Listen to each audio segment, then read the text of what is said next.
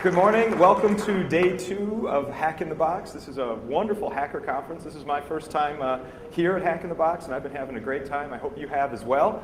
The title of the presentation is The Bad Guys Are Winning, Now What? Okay. Did you see Joe Grand's presentation yesterday morning? It's a fantastic talk.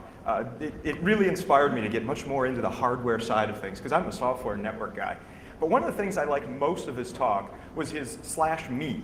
When he started it up, he just had a little /me and then he had his bio. And I thought, wow, I want something like that, right? But I can't do the same thing because, well, that would be lame to do the same thing. So I was sitting there thinking this morning, how can I get a little bit of information about myself out of my computer?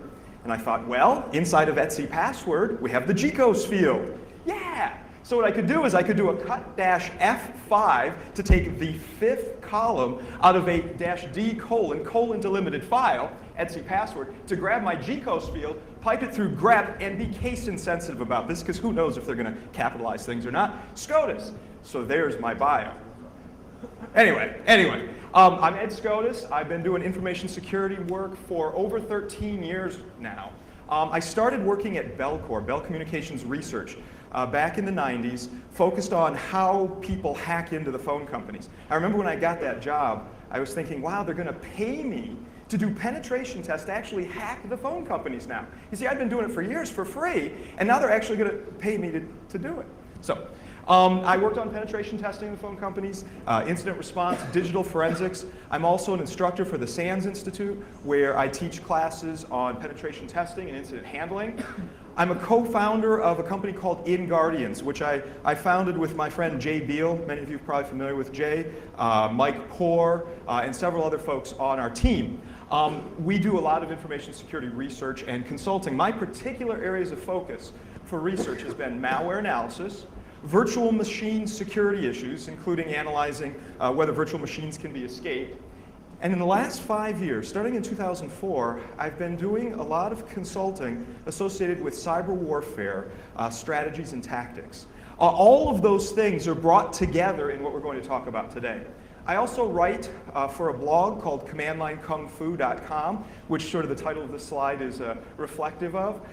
We post once a week. It's me and Hal Pomerantz, and we essentially have kung fu sparring at the command line. It's a lot of fun. We don't make any money from it. We do it just because we enjoy it. But if you want to get into really twisted and sick command line stuff, that's the place you should go, Command Line Kung Fu. I also have a couple of books out that you might want to check out at some point. All right. So here's the flow of this presentation. We're going to start out with a central thesis, the state of the hack. Why are the bad guys winning? And really, are they winning? We're going to get that out of the way in about 10 or 15 minutes, because the majority of this talk is focused on the implications. If you accept, or at least are willing to entertain my thesis, we'll then talk about some of the things that it could imply. We'll start out for penetration testers. What does this mean for you to do your jobs or think about your jobs in a different fashion? We'll then talk about what it means for enterprise security professionals. So if your job is to defend a big company or big government network, we'll talk about what our thesis means for you. And then we'll finish off with a lively discussion of some of the military implications of what this is all about. And then we'll open it up for Q&A at the end. All right, now this presentation is based on a struggle of mine over the last few years. And a lot of this presentation, the ideas have been refined by having debates with a lot of my friends, pushing back and forth on each other over lots of sushi and some fine beers. But a lot of this stuff that you're about to see here is based on arguments that I've had with people like H.D. Moore, arguments that I've had with Mike Poor. You're familiar with Chris Hoff, absolutely brilliant fellow on the virtualization side of things. He vehemently opposed some of the stuff that I'm going to be talking to you about today. But this pushing back and forth amongst these guys has helped to really inform my ideas. Now, this is not a talk I could have given, well, 2 years ago. It's based on some mindsets that I've been driven to based on the way our industry is evolving and based on these arguments with these other guys, okay? It might be controversial. You may not agree with me. That's okay. I don't want you to be upset if you don't agree with me. That's okay. My goal here is not to convince you to my way of thought. No. My goal here is to get you thinking about things. You may come to a different conclusion. That's fine. But at least we, in the hacker community, need to start thinking about these things. The world is changing, and changing in a very fast way. It has huge implications for our jobs as pen testers. really big implications for what enterprises are going to do. And in fact, it's reworking the way militaries are going to fight battles. So we're going to analyze each of those three things. You don't have to agree with me, though. That's okay. All right, so here's the central thesis of the talk. Everything we're going to discuss for the next 55 minutes is hinged on this. A sufficiently determined and motivated, but not necessarily well-funded attacker can break into pretty much any organization. Okay, now this is a hacker conference. I hope that this just rings true to you. Sometimes I have this discussion inside of enterprises or military organizations, and they say, no, that's not true. But the fact is, it is true, really. I mean, notice that I do have a little bit of a weasel word here. I say almost any modern organization. And you say, well, what does almost mean? I'll take whatever you give me, okay? 70%? Is it okay if we say 70%? Okay, then let's go with that. 90%? I personally believe it's 90 or 95%. But as long as you give me 51%, I think we can be okay here, right? What do we mean by getting access to breaking in? I mean gaining control of critical systems within that organization, exfiltrating sensitive information, or otherwise undermining that organization's goals. Okay? This is the central thesis of the talk. And what does this mean? It means the bad guys are winning. We here in the hacker community are the good guys. Who are the bad guys? The bad guys are cyber criminals and people who are doing things maliciously. We are here to learn and understand and explore technology. All right, so that's my thesis. Okay? All right, we're going to now talk about why this is so. We're going to spend about 10 minutes discussing the trends that have happened from a technological and social perspective that have allowed the bad guys to, well, start winning. We have a huge increase in our attack surface. If you saw the presentations from yesterday, many of them were talking about this increased attack surface. One of the issues is client-side exploitation. The dominant attack vector has shifted in the last 4 years from server-side exploits to client-side exploitation. Server-side exploits are still out there. MS-08067, the pen tester's best friend, right? The one that the configure worm used to spread, but we still find that on internal networks. It's been largely hunted to extinction on the internet because, well, there's so much configure activity out there. But server-side exploits, yes, they still do occur, but browsers are, of course, dominant as the attack vector today. This is going to have huge implications as we move into talking about what this means for us as pen testers. By browsers, I mean things like Internet Explorer, of course, Firefox, Safari. Safari is far less targeted, but it looks like it's just as vulnerable, if not more vulnerable, than some of these other browsers out there. But because its market share is still relatively low, it doesn't get exploited as often. But I believe it's just as vulnerable, perhaps even more vulnerable than some of the other stuff. Document rendering programs like Adobe Acrobat Reader, Microsoft Word, which is not only a word processor, it's also a browser. Excel, media players like Real Player, Windows Media Player, and program execution environments. This is another very important one. Specifically, I'm referring to here the Java runtime environment, although there's others, Flash, for example. But the Java runtime environment is a particular problem because, well, patching is a solution to these things, right? Patching. But patching your JRE is difficult, especially in an enterprise environment, because you probably have some Java-based applications in your enterprise that depend on your internal users having an old version of Java. And if you upgrade to the latest version of the Java runtime environment, you'll actually break all your corporate apps. So your application development environment has required you to keep old versions of Java that are very exploitable. So that's one piece of the increased attack surface. Another one is wireless almost everywhere.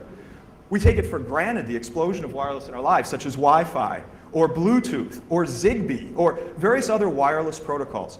By the way, my colleague at InGuardians, Josh Wright, fantastic wireless researcher, he is going to present in a couple of weeks at TourCon on a new set of programs he has built called Killer Bee. What is Killer Bee? Killer Bee is a Zigbee attack suite. You can almost think of it as what Aircrack NG is for Wi-Fi. Killer Bee will do that and a lot more for Zigbee. He's going to present on it in 2 weeks, talk about the different piece parts of it, and then we're going to release this tool, this whole suite of tools that can do injection of traffic, cracking of the rather weak Zigbee crypto and so forth. We're going to release it at ShmooCon. Okay, that'll be early part of next year. You'll need an appropriate Zigbee dongle for it, but you can get those for about 40 bucks. So be on the lookout for Killer Bee from Josh Wright. It's really cool stuff. What are people using Zigbee for? They're using it for manufacturing automation. They're also using it in grocery stores. It's a significant attack vector, as is Wi-Fi and Bluetooth. The other big increase in our attack surface is the webification of almost everything. Pretty much everything has a web-based front end on it right now. In fact, one of our guys right now is testing the head-end environments for power distribution. That's essentially the systems that control the flow of electricity into your neighborhood. You know, they're managed via web-based interface. What were they thinking? Webify everything. A long time ago, this was back in 1997, I was doing some work for one of the big automotive manufacturers. And we were doing some security work in there. And they were trying to move all of their corporate applications to make them web-based, to put a web-based front end on them. And I remember seeing on the wall, they had this huge sign, big sign, to motivate all their developers. And it said, Webify or die. Webify or die. You got to move to the web or else you're just going to be left behind, so Webify or die. But now when I think about how we've webified all of this stuff, webified not only all the stuff that's on the traditional internet, but the management of your IDS and IPS. Yeah, that's a web-based interface. The management of your enterprise antivirus, the management of your corporate firewall, all of this is webified. What were we thinking? That sign should have said Webify and die. Yeah. Cross-site scripting, cross-site request forgery, very dominant attack vectors. SQL injection is still rampant, which really saddens me. I mean, we've been doing SQL injection attacks since 1996, and to see them still out there and so dominant in the way people are stealing credit cards and doing other forms of attacks. There's a project that is done by another colleague of mine, Kevin Johnson, called Yokoso, Project Yokoso. And what Yokoso is it's a series of browser scripts. So if you have a cross-site scripting vulnerability in some application, you can use Yokoso to push scripts into the browser. They use a technique that's very common. The technique is to just look through the browser history, essentially querying, is this particular URL in the browser history, or is that one, or is that one, or is that one? That's an old technique. Jeremiah Grossman and Billy Hoffman pioneered it years ago. The thing that Yokoso brings to it, though, is signatures for the enterprise management tools that browser may have been used to manage before. Okay, so if there's a cross-site scripting flaw in your application, I can inject the Yokoso scripts. By the way, Yokoso has been ported to NSE, the Nmap scripting engine. That's kind of cool. So I can inject those scripts into the application. One of your enterprise users who manages your firewall surfs to that enterprise application, and I can query his browser to see that particular browser was used to manage your firewall. To what end? Yokoso is merely information gathering. It tells you that the browser you have currently hooked with browser scripts has been used to manage the firewall or the head end of the electricity grid or something like that. The follow-on attack would be some sort of control of that browser, maybe a beef hook or something like that gives you control of the browser. Yokoso is merely information gathering. Do you guys remember Bell LaPadula? This is going back old school. But back in the day, a couple of PhDs called Bell and LaPadula had this idea to make secure systems. The idea here would be we could have high security environments and low security environments, and we could connect them together as long as we separated them with a Bell LaPadula line. Do you remember this? Or is this too old school? For some of these, not too old school. All right, and the Bell LaPadula line should be configured this way. This is what these wonderful men told us. They said, the low security zone can write into the high security zone. You allow write up. Also, the high security zone can read down. This way, you can't exfiltrate sensitive information from the high security zone into the low security zone. On the surface, it sounded like a great idea. 20 years ago, when they proposed this, like, oh yeah, that's good. It is a hideous mistake with today's world. Why? Because the Bell LaPadula line is controlled by web-based devices now. Your firewall, your IPS, and so forth. So therefore, the high security zone can read down. And what does it read? It reads browser scripts that run in the browser in the high security zone and can be used to reconfigure the Bell LaPadula line, turning it off entirely. It's a bad thing, okay? So all these different kinds of attack vectors, the big increase in the attack surface, client, wireless, and webification. As penetration testers, for those of you that do that for a living, I encourage you to stop thinking about these things as completely separate and independent silos of expertise. You need to be able to move between these areas of expertise in doing your job, because the bad guys do, right? So client-side exploitation might be your initial attack vector. Once you've gotten access to that internal client machine by exploiting, say, some unpatched browser, You can then do network-based attacks, maybe using Metasploit to jump from system to system to system. Then you might get access to a machine that has a wireless interface. Turn on that wireless interface on the intranet and explore, look around. If you're interested in these kinds of attack vectors that pull all of this stuff together, we did a series of webcasts. They were done by Josh Wright, whom I just mentioned, Kevin Johnson also, and me. And we called it the Pen Test Perfect Storm Trilogy. It's 3 webcasts. They're available for free. Just do a Google search on this, and you can see how you can take these 3 different attack vectors and use them in individual attacks. We go over a whole bunch of scenarios in there. And the goal here is something we embrace as penetration testers. It is to mercilessly pivot through the target organization, always staying within scope, always following the rules of engagement, but absolutely merciless within those things, jumping from system to system to system. We'll get back to that merciless pivoting in just a little bit. Also, why is this so? We're not learning from the mistakes of the past. I alluded to this with the SQL injection thing on the previous slide, but it's actually almost everywhere. Buffer overflow attacks continue to abound. Yes, the service side on Windows is better than it was. Address space layout randomization has helped somewhat, but there are attacks and vectors to get around those. Misconfigurations are still all over the place. When I started doing information security, way back in 1996, my thought was, 5 years or so, we'll nail this. We'll become so much more secure. This buffer overflow stuff that Aleph1 is talking about, amazing and important stuff, but we'll figure this out and we will become so much more secure. And here we are almost 14 years later, and the issues are still there. There are new languages being deployed and environments that are thirsty to run these languages. And the attackers are just really happy to provide input. I'm talking here about the extensions of things, not only like Java runtime environment, but also Flash, which is a beautiful runtime environment, Microsoft Silverlight, and others as well. Comprehensive patching processes are a problem. They remain elusive. We talk to a lot of our clients and we say, how are you doing at patching your systems? And they'll say, oh, we're pretty good. Really? And then we'll analyze it. We'll look at one of their Windows boxes. Just give us a representative sample of a Windows box. And we had one client that said that they did a really good job of patching, and the thing was missing 13 patches, 5 of which were critical, on a typical Windows box. Now, maybe you're better than that organization, and you do Windows patching very well. All right, well, what about the third-party ecosystem that lives on top of Windows? Do you do very well at patching all of the stuff that I alluded to earlier? And I'm not talking just stuff from Microsoft, Microsoft Office and so forth. I'm also talking the third-party stuff like Acrobat Reader, QuickTime, etc. Do you patch that well? If so, you're amazing. Good for you. And even if you do that, what about the rest of your infrastructure? Do you patch Linux well? Do you patch Cisco iOS well? I saw a presentation by John Stewart, who is the Chief Security Officer of Cisco. It's a presentation about a year ago that he did. And it was a brilliant presentation. He did a fantastic job with it. And he asked an audience of 300 people, how many of you here patch iOS well? And nobody raised their hand, and he put his hand down. And he says, good, if you figure out how to patch it well, let me know, because we're not sure. And I thought that honesty from the Chief Security Officer of Cisco itself was pretty good. I mean, that's good stuff. All right, why else are the bad guys winning? Asymmetry in botnets. It's a fundamental axiom of computer security that the defenders have a harder job than the attackers, right? In fact, this was mentioned yesterday. Haroon Mir, who did a fantastic presentation yesterday, it was just awesome. Anyway, Haroon mentioned that the attackers have to find one way in, whereas the defenders have to defend against all these different attack vectors. That's true, that's fundamental. It's been that way since the days of Bell LaPadula, right? But it's gotten worse.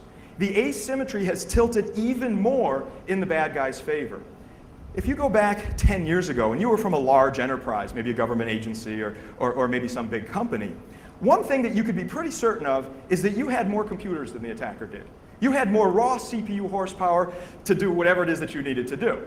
You might have, in your environment, 100,000 nodes. The bad guy might have 10. In the last 10 years, this distinction has been erased, and in large part, it's actually been reversed, such that the bad guys have access to far more computing resources with large-scale botnets than your typical enterprise, and even your large-scale enterprise. The attacker might be able to marshal the resources of 1 million bot-infected computers, whereas you, the poor security guy, might have access to 10 or 20 machines that you can use for your job. So the asymmetry is growing even worse. All right, so that's why the bad guys are winning. So what are the implications of this? This is where the presentation is going to say, okay, if you accept my central thesis, even at least giving me 51% on it, although the truth is it's 90%, what does this mean for pen testers? What is the job of a pen tester? Here's how I try to envision the job of a pen tester. Our job as penetration testers is to mimic the attacks that the bad guys will use so that we can find vulnerabilities, exploit them. If you don't exploit the vulnerabilities, you're just doing a vulnerability assessment, which is a fine job, but it's not penetration testing. So to find the flaws so that you can exploit them, so that you can get access into the target environment, mercilessly pivoting, always within scope, always following the rules of engagement, so that you can determine what the true business risk is of those vulnerabilities. That's what a real pen test is. Notice the extreme differentiation from a vulnerability assessment. Vulnerability assessment, find vulnerabilities, and try to think about what they might mean for business implications. For pen test, find the vulnerabilities. Yes, that is in common, but then exploit them, use them to pivot, mimic what the bad guy does so you can really figure out what their business issues are. All right, if you accept that definition of true penetration testing, and you also accept the bad guys are winning, they can get into pretty much 90% of organizations out there, put those two things together. What does this mean? It means as a pen tester, you should almost always get in. Yeah, if the scope is reasonable, if the scope is defined broadly enough, if a penetration tester is really doing his or her job to mimic what a real bad guy does, you can almost always get in. We're seeing this in our own penetration tests. However, sometimes the client organization defines a scope that is so narrow that it's really not a real test. We'll go into an organization and we'll say, okay, we're here to do a penetration test. Wonderful, we want you to attack these 4 machines on the DMZ. And we'll say, well, that's all very nice, but those 4 machines on the DMZ, why don't we do some client-side exploitation? It's the dominant attack vector today, you know? And they say, oh, we don't want you to really do that. We only have the funding to attack these 4 machines on the DMZ. And then I'll say, well, tell you what, why don't we just take some of that funding to do client-side exploitation, and then when we get control of one of your clients, we'll pivot and attack those 4 servers on the DMZ from the inside. And we're probably going to get in that way. And the client says, oh, no. You know what? Here's what we hear sometimes. They'll say, that'll work. We know our client side sucks, so you're just going to get in anyway, so we want you to just attack these 4 systems on the DMZ.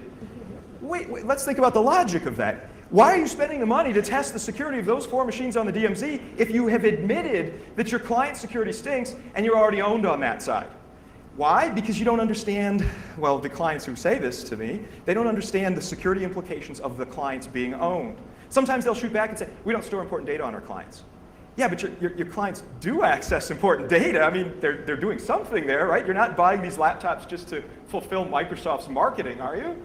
So let us exploit the clients and use them to pivot to your internal servers and the DMZ servers themselves so that we can more realistically mimic what a real-world attack is. Okay, so that's the first conclusion for pen testers.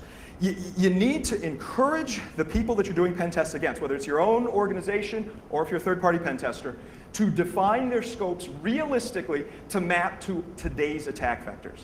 That said, I am sad to admit that only about 30% of our own penetration tests include client-side exploitation.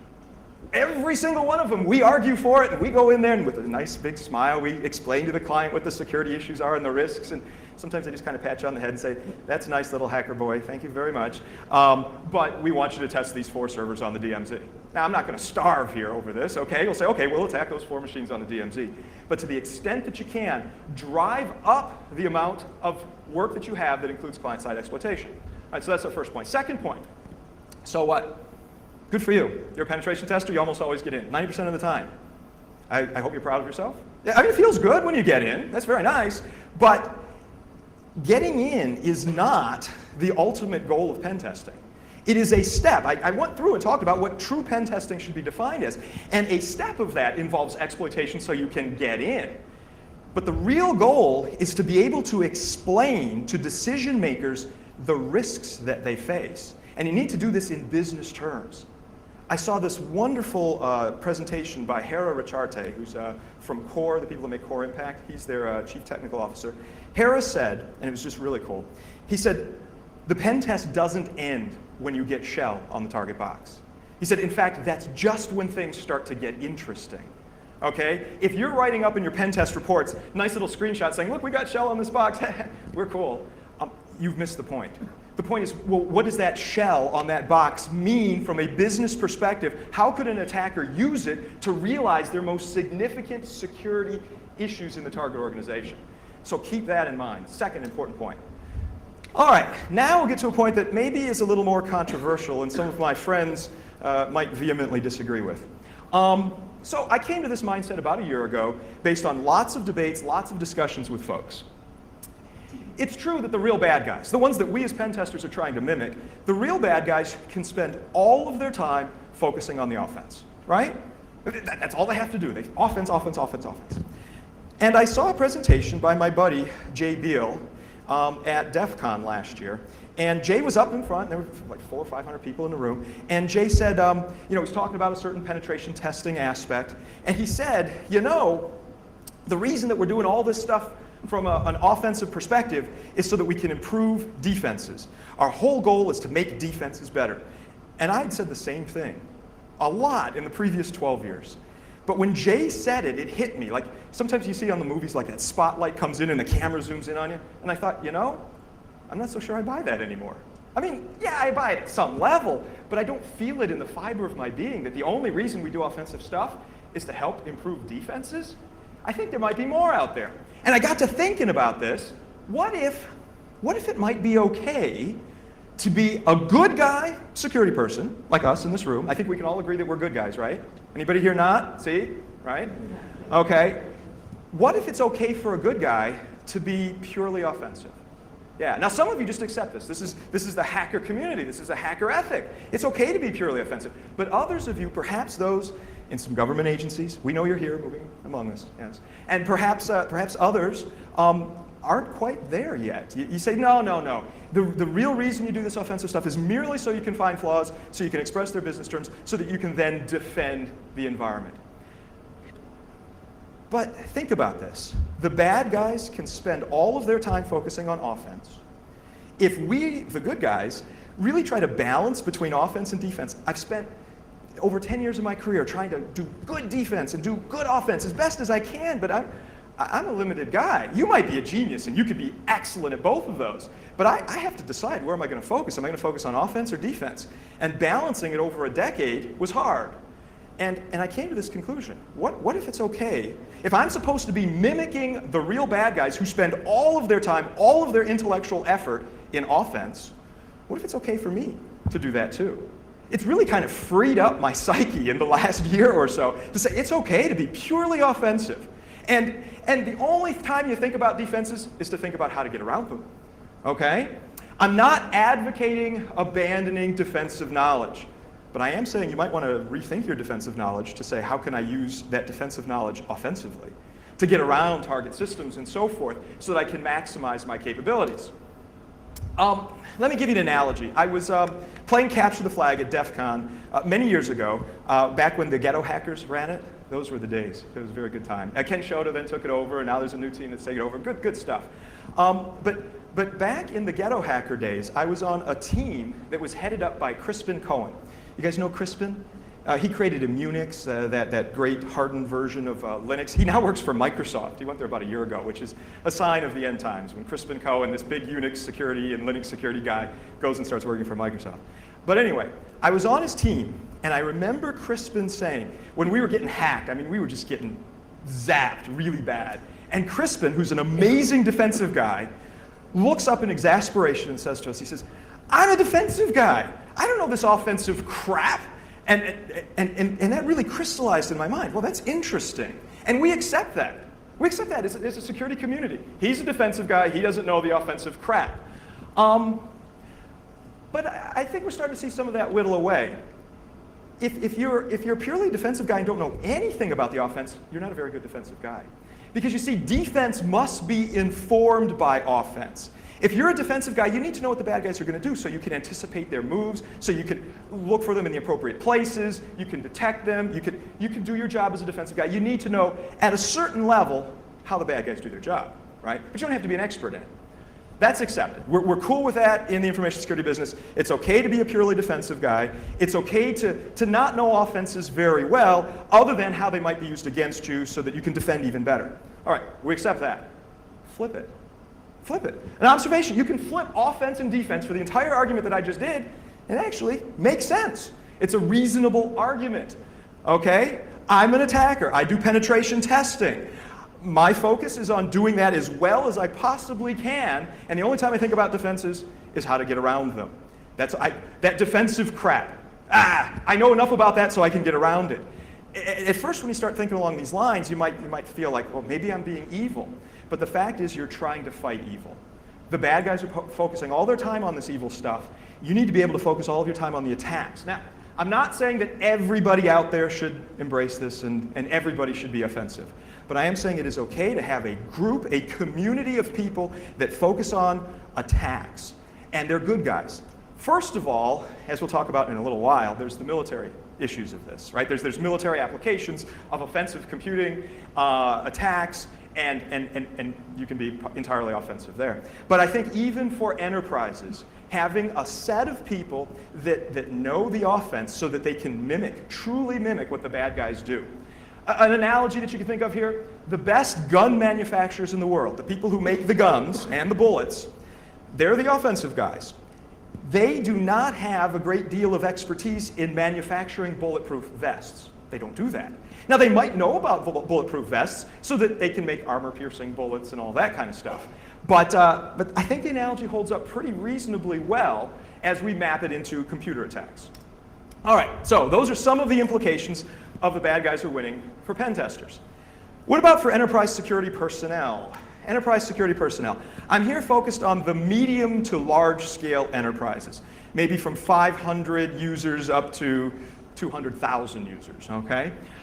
If you look at your budgets, most of your organizations spend the vast majority of their security budget on preventative measures. And by preventative measures, I mean firewalls, antivirus, anti-spyware, endpoint security suites, system hardening, network-based intrusion prevention systems, try to detect the exploit and block it and so forth.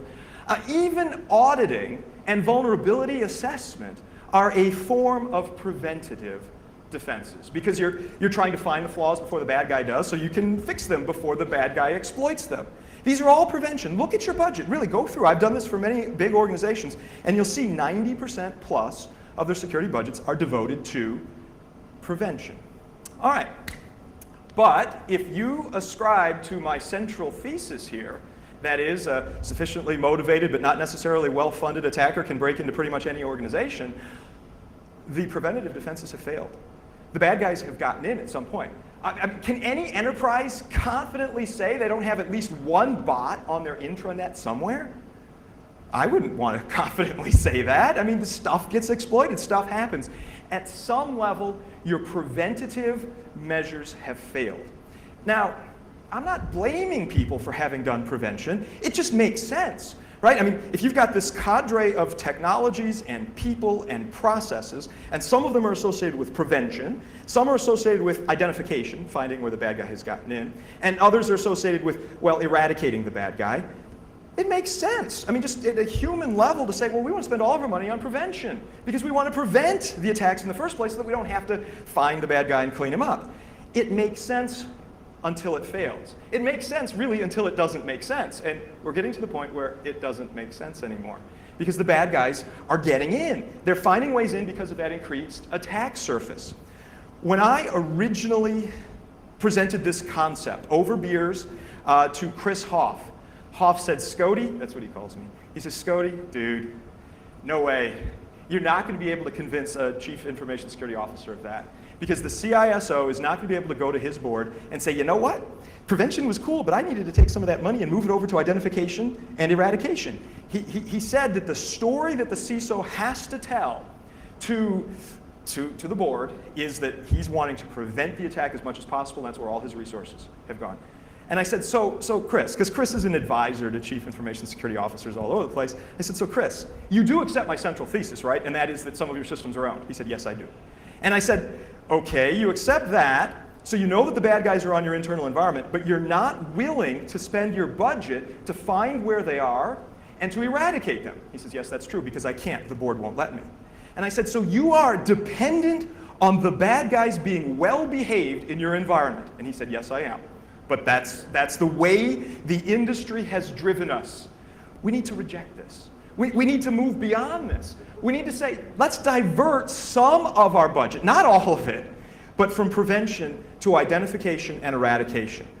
Instead of spending 90 or 95% on prevention, and I don't just mean the technology you buy, I also mean your people's skill sets and time and so forth. Take some of that, 10%, 15%, maybe 20%, and redirect it to finding out where you've already been owned and getting rid of the bad guy. Where have I already been compromised? That's what we need to start thinking about. How can I get rid of or disrupt the bad guy's activities in my environment?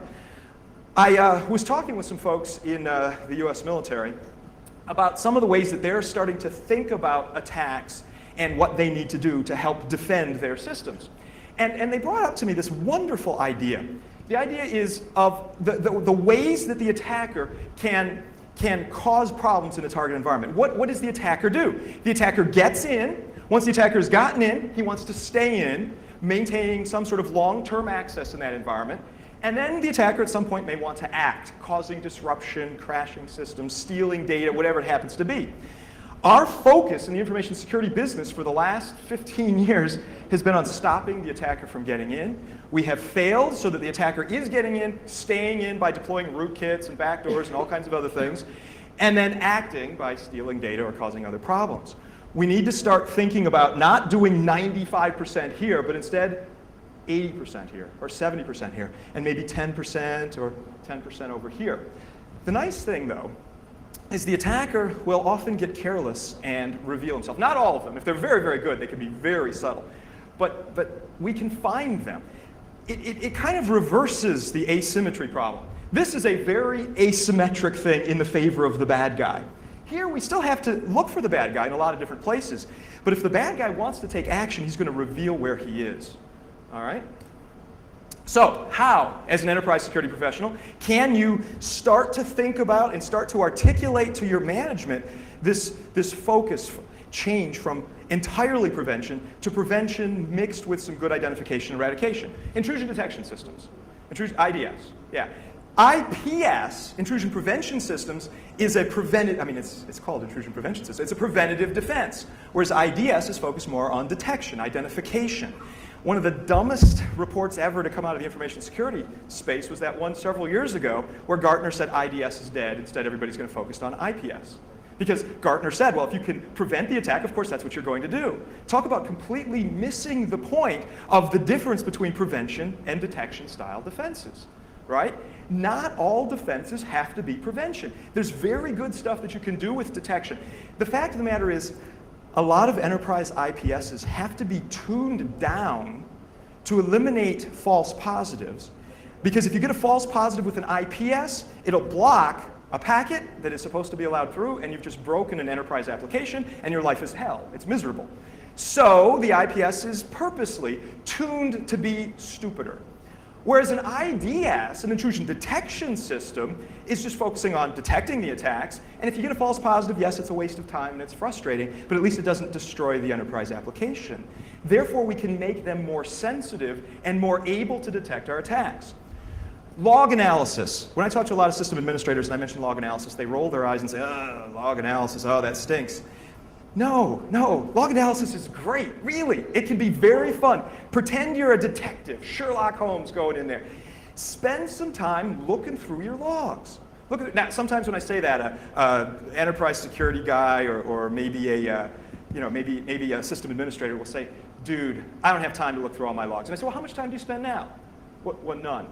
All right, well, do 1 hour per week. That's all I ask for, 1 hour per week, and start looking through your logs. Then they'll often respond saying, dude, I get 40 gigs of logs every week. I can't look through 40 gigs of logs in an hour.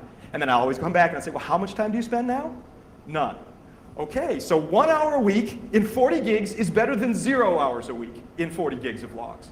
And they say, but I can't possibly look through everything. And I respond back saying, but you're an intelligent person, right? And they always agree. Yes, I'm a very intelligent person. Dude, grep-v is your friend. Grep-v. That means I want to find all lines that do not have the given string. And you're an intelligent person, so you're going to gradually know what your normal logs look like, so you're going to be able to grep-v and throw out the normal stuff. Grep-v, pipe through grep-v, pipe through grep-v. till you get something really interesting. Some people will say to me, I don't have $100,000 to spend on a log analysis tool. Nonsense. Look, if you have $100,000 to spend on log analysis, that's awesome. Good for you. There's some great stuff out there. But don't let the lack of a budget for log analysis prevent you from using grep to go through your logs. Really, I'm advocating grep as a log analysis tool, but I'm telling you, it works. You can find stuff, even in just an hour. Especially as you do this every week, week in and week out. You become much more familiar with your organization. You become a better information security professional. Look for anomalous traffic, strange things in your environments. Honeypots, free open source honeypots like HoneyD or the tiny honeypot, THP. HoneyD by Niels Provost, THP by a good friend of mine, George Bakos. Fantastic stuff. It's free. Set it up. Put those on your internal networks and try to detect where the bad guys might be. Or tar pits, written by my colleague, Tom Liston. The La Brea tar pit, fantastic tool, free, open source. Put it in an environment so that it can absorb anomalous traffic and attacks and give you a vision into what the bad guys in your midst are already doing. Then clean up. It's not all about detection, too. There's detection and eradication. Now let's get back to the discussion I was having with Chris Hoff. So I said to Chris, he says, Skoudi, I'll never be able to get this through my Chief Information Security Officer. I said, how about this, Chris? You're dependent on the bad guys not taking action. You're dependent on their good graces to keep your network running. He said, yes, I am. That's true. I said, how about this? Why don't we call the identification stuff where we're trying to find the bad guys and the eradication stuff where we get them out, we can call that prevention because we're preventing the bad guys from acting and doing more attacks. So therefore, when you have to present to your board that you've spent 95% of your money on prevention, you will have spent. If they make you spend it on prevention, we'll just redefine prevention to include identification and eradication, and we win. And he looked at me and he says, that's a very good argument, Mr. Skoudis. So there you go. Now you can talk to your CISO and say, look, we need to start extending our prevention, still preventing the bad guy from causing damage by finding where he is and getting rid of him. Okay? All right, cool. All right, and now the last topic. For the military, a couple of caveats on this section. Please understand that although I am a US citizen, I certainly do not speak for the government of the United States. I am not speaking on behalf of the military there. What follows is my opinions and my opinions entirely. Really, I don't want to have an international situation come up here. This is my opinion on how my central thesis has implications to the military. Not just the US military, but the militaries of your own countries. Okay? All right. This is where things might get a little ugly or controversial. I admit that. Don't hate me. I'm trying to make you think, okay? It is widely rumored, and in some cases, actually publicly reported, that there have been cyber attacks, significant cyber attacks against major government organizations, not just the US, but China has said that they've been the target of these organizations, so has Russia, and so forth.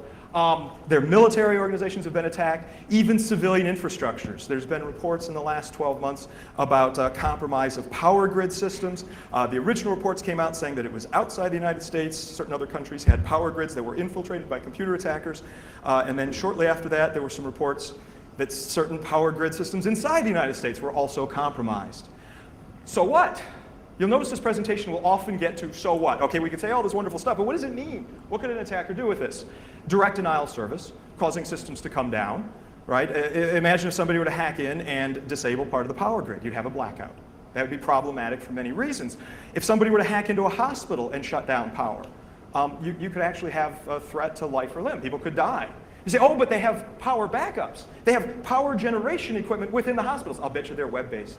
I bet you the controls of those things are web-based. Yeah. All right. Or planting of kill switches, where somebody hacks into an environment or compromises the production lines and the shipping lines to put backdoor functionality that can be used to remotely shut systems off. Or more insidiously, stealing information, hacking into target environments and just stealing very sensitive information, either for competitive advantage in the industry or possibly for military advantage, information theft. And one of the even more insidious ones here, attacks against the integrity of important data. There was an article that came out in the New York Times, it was about 1 month ago, and I encourage you to read it. It was an article saying that in 2003, in the run-up to the Iraq War, the United States in 2003 considered before the actual aerial attack, they considered hacking into the banks of Iraq and poisoning the banking records, violating the integrity of the banking records, so they were just messed up to destroy the financial system of Iraq so that Iraq wouldn't be able to fund its own war effort. The US considered doing this, at least according to the New York Times. They decided not to. You know why? Because of concerns about cascading effects. This is a big problem. If you're going to wield cyber warfare and engage in that, you've got your direct effects, right? You've got your secondary effects, which you may be able to control the direct effects, and the secondary effects, maybe you could keep more focused. But these cascading tertiary effects are a big area of concern. The fear was that if they destroyed the banking system of Iraq, that would then affect Iran and Saudi Arabia, and then from Saudi Arabia it would spread into Europe, and then spread into Europe back to the United States, and you get blowback. It's almost like the problem we have with nuclear weapons, and you have fallout, right? We have that analogous idea in the possibility of information warfare. Read the article in the New York Times. One of the reasons that I'm going through this section here is our government, and in some cases your governments, are in this debate right now about how and whether to wage cyber warfare. The hacker community needs to have a voice in this, right? I mean, they're building their cyber warfare capabilities on the intellects that you folks have put in building different kinds of hacks, different kinds of exploits, in the research that you've been doing over much of the last 20 years. They're making that into warfare now. And you need to speak out, start blogging on it and so forth, because otherwise these decisions are going to get made. So I'm covering this section here to get you thinking about it, to get you speaking about it, because these decisions are being made as we speak. All right, you're familiar with the Estonian situation in 2007, right? It's very famous by now, where there were certain statues that were moved outside of a city in Estonia, and certain people that were sympathetic to Russian nationalism were unhappy about the movement of these soldiers, and a denial of service flood resulted. All right, so that was back in 2007. In 2008, before the invasion of certain cities by Russia in 2008 in Georgia, there was a volley, there was a cyber attack against some of the government servers and websites in Georgia. And this actually preceded the kinetic warfare, the actual rolling in of the tanks and so forth, almost anticipatory, very interesting. And then, did you see the issue in Kyrgyzstan in 2009? This got far less press, which I think was unfortunate. Kyrgyzstan was under a debate as to whether certain US military bases should be housed in Kyrgyzstan. The Russians did not want those bases to be there, and suddenly there was a denial of service flood against various Kyrgyzstani government sites and so forth. It's interesting. Now, I'm not saying that Russia is the only one that engages in this. No, not at all. And I'm not even saying that it's the Russian government. I'm not saying that. However, it is interesting that this does come up on a yearly basis in association with certain issues dealing with Russian nationalism. There was also a smaller flood that happened the weekend of the 4th of July in South Korea and the US. Did you see that one? It was just a couple months ago. There's rumors that it came from North Korea or was inspired by folks in North Korea. I'm not here to say whether it was North Korea or not, but it was an interesting show of capabilities, a significant denial of service flood. Certain US government websites were taken offline for a few days. You know, you hate to say this, but I was almost disappointed that the attack had such limited consequences, because I understand it was taken very seriously in South Korea. They said, wow, this is huge. But in the US, a lot of the government agencies just said, it's just a little hack. It's not that big of a deal. And it didn't really have a huge impact on decision makers in the United States. Not that I want there to be a big attack with major consequences, but I'd like there to be a small attack with small consequences that gets people's attention to this. Yes. So what are some of the US approaches to dealing with cyberspace and the computer attacks and so forth? Well, the United States right now is working on appointing a cybersecurity director. You may be familiar with this. There's been several reports in the press and so forth. They're trying to choose an appropriate person to run government and also non-governmental civilian computer security issues in the United States. Legislation defines what the capabilities and roles and powers of this are going to be. Supposedly, this is going to be announced very soon. They said that 4 months ago, too. 4 months ago, it was supposed to be imminent. They're going to announce it, and then, well, it never happened. And then in October, it was supposed to be October 1st, and and then it never happened. We'll see. Washington, D.C. has been largely frozen up by the debate over health care, and that has kind of slowed down all other activity on behalf of the United States government, including the appointment of a cyber director. But I do believe we'll get somebody soon. Also in 2009, the United States military set up a U.S. Cyber Command. Their job, officially, is defensive operations in cyberspace. However, if you look at the definition of their capabilities and so forth, it does have offensive capabilities in there as well. All right, so the U.S. is moving into this space. It's somewhat controversial at certain places in the world, specifically in Europe. There are claims that saying the United States is militarizing cyberspace, and this is a bad thing. Notice I'm being very neutral on here. In fact, in July of 2009, a couple months ago, 3 months ago now, the Russian government proposed a treaty with the United States to limit or entirely restrict the development of cyber weaponry and cyber warfare capabilities. The Russians proposed this, the United States rejected it. The official reasons for rejecting it were because the US said we should not focus on limiting offensive capabilities. Instead, governments should work together to focus on defense, defense, defense. This was a US official that actually said that. It's an exact quote. Defense, defense, defense, that's where we've got to focus. They also said that this should be dealt with by law enforcement and not by some sort of international treaty that limits these capabilities. Those are the official reasons. What about some unofficial reasons that this may have happened? Well, from what I understand, one of the unofficial reasons for this is a treaty between the United States and Russia to limit cyber warfare capabilities that doesn't include China is really kind of meaningless, right? China is a major actor on the world stage. Their participation would be necessary to have this actually have some important meaning. So that was one of the possible unofficial reasons. Another unofficial reason, how do you detect when somebody's violated such a treaty? When organizations, when governments make chemical weapons, there are certain residues that are left behind that you might be able to inspect for. Yes, it's not perfect, it's hard, but it's possible. Or biological weapons or nuclear weapons require an industrial infrastructure that can be inspected, perhaps by satellites or inspectors going around. For cyber weapons, this is very hard to do. It really is. Think about it. If you were to hire 4 absolutely brilliant people, Dan Kaminsky-style intellects, and get them working on cyber weapons, from a governmental perspective, you could do that very cheap, maybe set it up for a few $1,000,000, and have the ability to wield significant control over target organizations. So that might be a possibility, the lack of the ability to even have some sort of enforcement regimen. Now, some people argue that cyber attacks are not a form of warfare.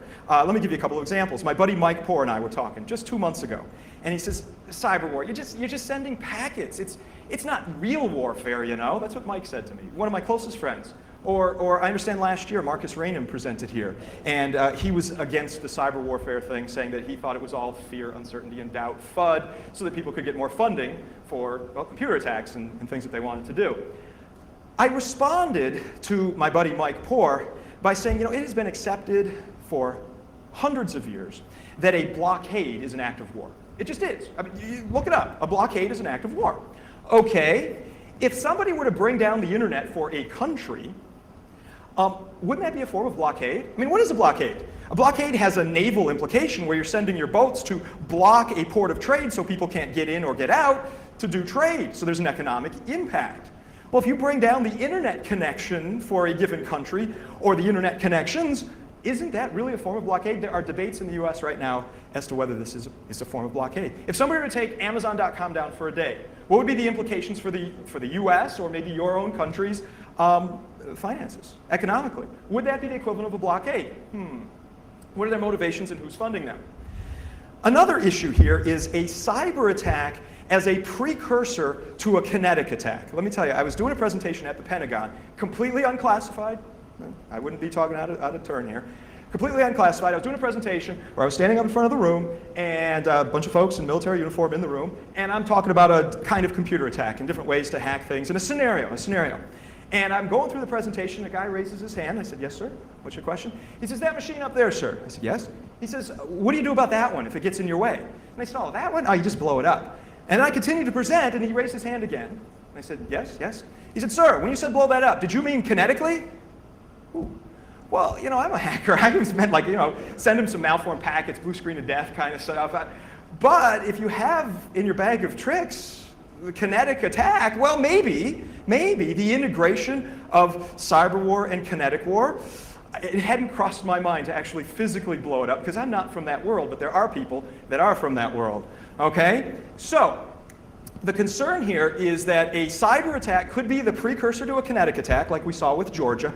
It could actually incite the kinetic attack. A lot of people who are anti-cyber warfare bring this stuff up. They say, look, if you allow one country to hack another country, they may hack that other country, and the country responds by bombs coming back. So it could incite that. That's true. It's certainly a possibility. Please understand that I am not pro-cyber war. I'm not. William Tecumseh Sherman, he was a general in the US during the American Civil War. He said, war is all hell. War sucks, okay? That said, sometimes you need to have military capabilities. Consider this. What if your country decides to unilaterally disarm? You're not going to have cyber warfare capabilities, okay? And then you get hacked, and hacked in a bad way. The only way you'll be able to respond will be either to just take the kick in the teeth, or respond kinetically. That's a bummer. Instead, if you have cyber warfare capabilities and you get hacked, you can respond in kind. All right? All right. Now, there is an issue that comes up here, the difficulty of attribution. I just chose letters at random here. But suppose we have a country called A and another country called C. And let's say these countries don't get along terribly well. I mean, they get along okay. There's a lot of trade between them, and the economies are very much intertwined and such, but they're not particularly happy with each other, let's say. But they certainly don't want to go to war. Let's say there's some other actor, we'll call him B, and suppose it's in B's best interest to incite a war between A and C, perhaps a trade war, perhaps an actual kinetic war. What if B were to hack C or A and make it look like the other side did it? We could have a very significant and very negative international situation tipped off here. This is a concern. The difficulty of attribution is real. I think a sufficiently determined attacker could make attribution almost impossible. However, some people cite the difficulty of attribution as saying, well, we can't do cyber war. You can never do it. But attribution is a hard thing, no doubt about that. But sometimes actors on the world stage want attribution. They want to make it look, I mean, Russia wasn't denying the fact that its tanks were rolling into Georgia. They were just saying that it's rolling into a part of Georgia that is rightfully theirs. Sometimes you know what country it is that is doing a given action. Attribution is not always difficult. It can be difficult, okay? All right, so conclusions. The world is changing. When I started doing information security, as I mentioned earlier, I wanted to make the world a more secure place. I was a kid, real happy. I'm going to use these hacking skills to make things more secure and make things better. And it'll be unicorns and rainbows and nice, happy music. That was my vision for information security.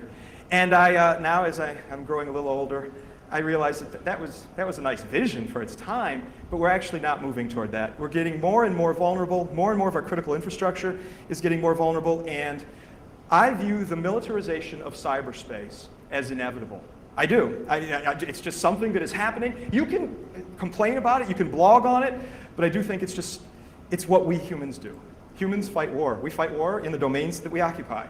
We fight war in land, we fight war in sea, we fight war in space, we fight war in cyberspace. I'm not happy about it, but I think it's inevitable. We can try to construct certain rules of engagement that are more reasonable, but I don't think you're going to stop it. Do you know what this picture is of? Does anybody know? It's Dr. Strangelove. Yes. You remember that old movie, Dr. Strangelove? The subtitle of that movie was How I Learned to Stop Worrying and Love the Bomb. Right? So this whole thing was about a military confrontation between the United States and the Soviet Union back in the 1960s. That's what the movie was about. Well, if you look at it, cyber warfare is actually a rather more civilized way of waging war, isn't it? My country and many of your guys' countries have, over the last 50 or 60 years, built a military infrastructure that was designed to vaporize in nuclear fire your enemies. That's awful, but that's what we've done. Now we're talking about cyber warfare, where you're going to hack your enemies. Look, if you are going to attack me and you give me a choice of nuclear vaporization of me and my family versus hacking me, I'm going to choose hack every time. Please, hack me. right?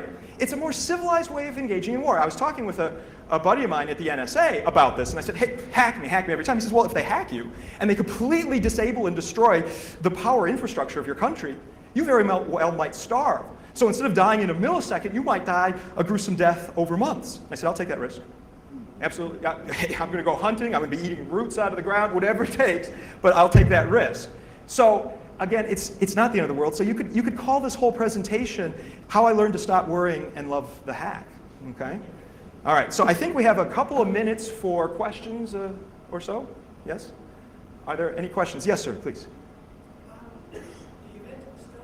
Yes, sir.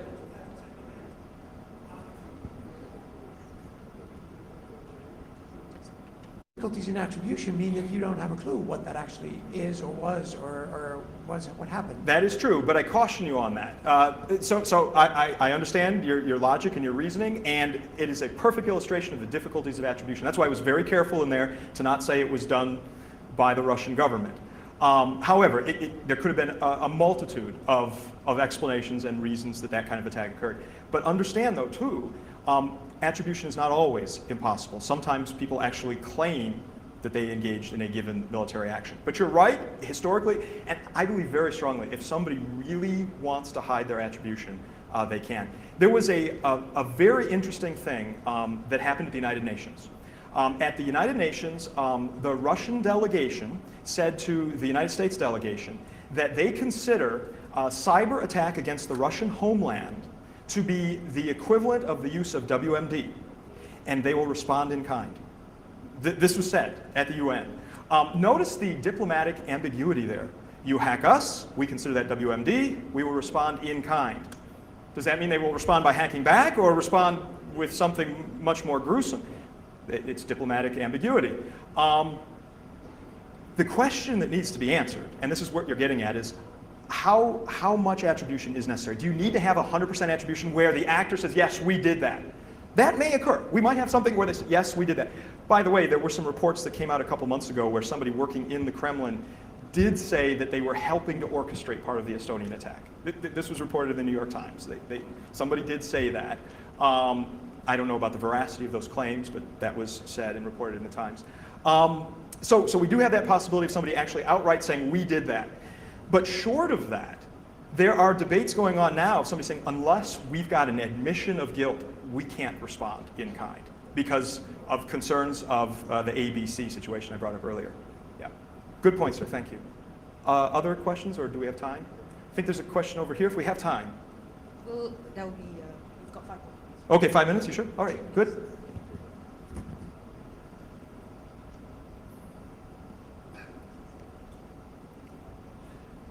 Morning. Yes, sir.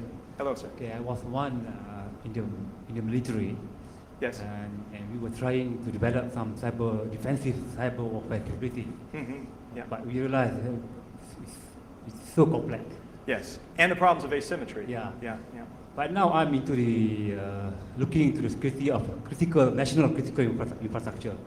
I believe there are many issues. Can you comment on that? Perhaps initiatives taken in the US? Sure. The defense of the critical infrastructure, which is typically run on an IP network now, critical infrastructure including water, including electricity, including various other communication lines and so forth, that absolutely needs to be defended. One of the debates that's going on now is, should a country be capable of isolating itself from the internet? And can it? Right now, there is legislation proposed in the US. It's in the Senate right now. It hasn't been voted on. But it gives the president the power to disconnect individuals or companies or government agencies from the internet if there's a national security emergency. It's very controversial, very controversial. And theoretically, that power, as represented in total, could be used to isolate the US, or at least an attempt to isolate the US. This is a significant concern from a civil liberties perspective and so forth. But these kinds of capabilities are being discussed and being defined. Another example outside of the US is the situation that happened in Iran a couple of months ago with the disputed election. Iran tried to isolate itself from the net, but certain people set up anonymous remailers to Twitter feeds and so forth so that the country wasn't able to completely isolate itself. So there's this very healthy debate going on right now as to whether governments should have the ability to do this isolation in protecting their critical infrastructure versus a tyrannical regime, wherever it might be, trying to silence dissidents in a time of national security. It's a huge area of concern. But I think the ability to defend your critical infrastructure is essential for any modern government, modern country. Ed, I think probably one last question. One last question. Okay. Do we have a question? This lady over here, I think. If we can get there.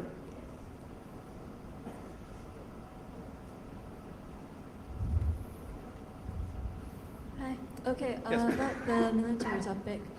Do you think this is something that a supranational organization like the UN or the EU should really be passing legislation over, or are you actually looking at it from an individual or collective security professional perspective? And if it's the latter, what exactly are you expecting? Oh, wow, that's a great question. Should this be something that the United Nations weighs in on and defines some rules for? Or should it be something left to nation states? Or is it something that individuals should focus on for information security professionals? It'd be interesting for UN action to be taken here. However, UN action in a lot of cases in defining these treaties and so forth has proved ineffective. But for them to define some rules that others can aspire to or outright reject, at least we have some baseline of rules. So I would not oppose UN action there. I do think that countries need to start figuring out how they're going to deal with this from a defensive perspective, as this gentleman just discussed, and the countries are already working their way through the offenses. Some very publicly. The United States has commented very publicly about some of the offensive capabilities associated with the U.S. Cyber Command. Certain folks in China have actually commented publicly on offensive capabilities. Russia has been more quiet about offensive capabilities, but the U.S. has been one of the most vocal. China's. So the countries themselves start to need working through that and influence your government as the hacker community. But then as individuals, so that brings it down into the individual level, you need to start talking now and blogging about this and thinking what this means for you and your career and how you run your life. So. Well, thank you for the time, the extra time for the questions. It's appreciated. You asked some very good questions. Thank you. Thank you very much, Mr. Ed Skoudis.